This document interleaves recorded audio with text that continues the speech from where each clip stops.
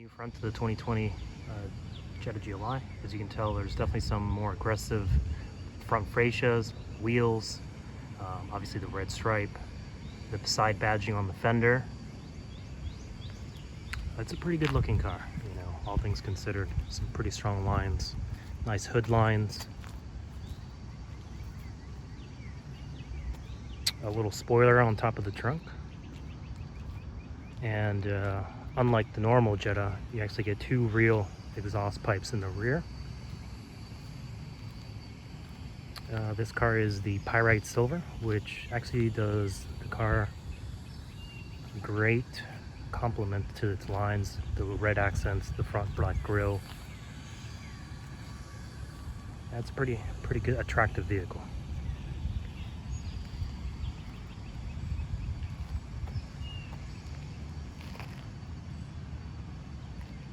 It does come with the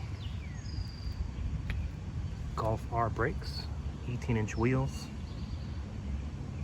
I actually do like the design on these wheels, a little bit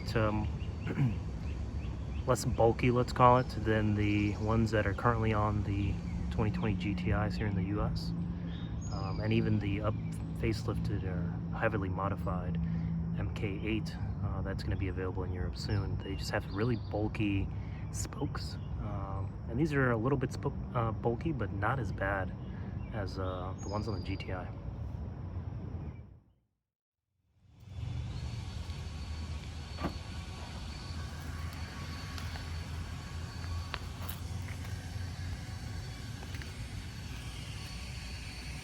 Definitely a ton of space in the back. In the case of this vehicle, you can put both seats down and have quite a significant amount of room. Definitely more length than a GTI, but you don't have the upwards space like you do in a hatch, of course.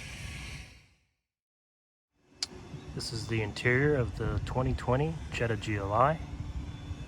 Same steering wheel as the GTI.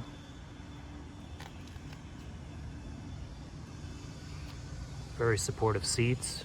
Maybe not quite as nice as the ones in the GTI. Definitely missing the plaid, but for cloth, seats are actually really nice.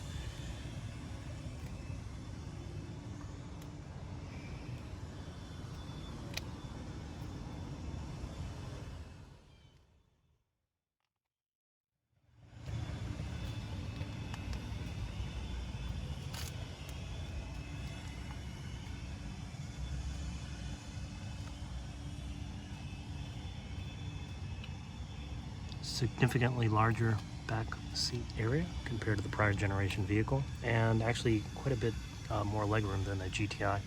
Maybe not as much headroom, but still haven't gotten any complaints from any passengers. So this is the startup sequence for the vehicle. Nothing too interesting. You know, in some of the more interesting cars, you might see the full sweep on the RPMs and speedometer. Not so much on this one. You know, nonetheless, awesome steering wheel. You can never go wrong with these. This is an S, so you do get the smaller infotainment system. However, you do still get some nice features, even though it's just the the S trim. Automatic climate control, dual climate control.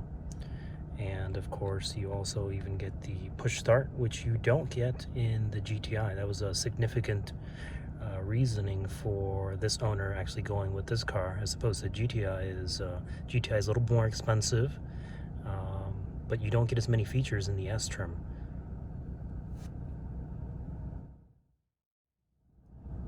Pretty standard stuff now, but this car does come with modes. I don't believe the prior generation came with that.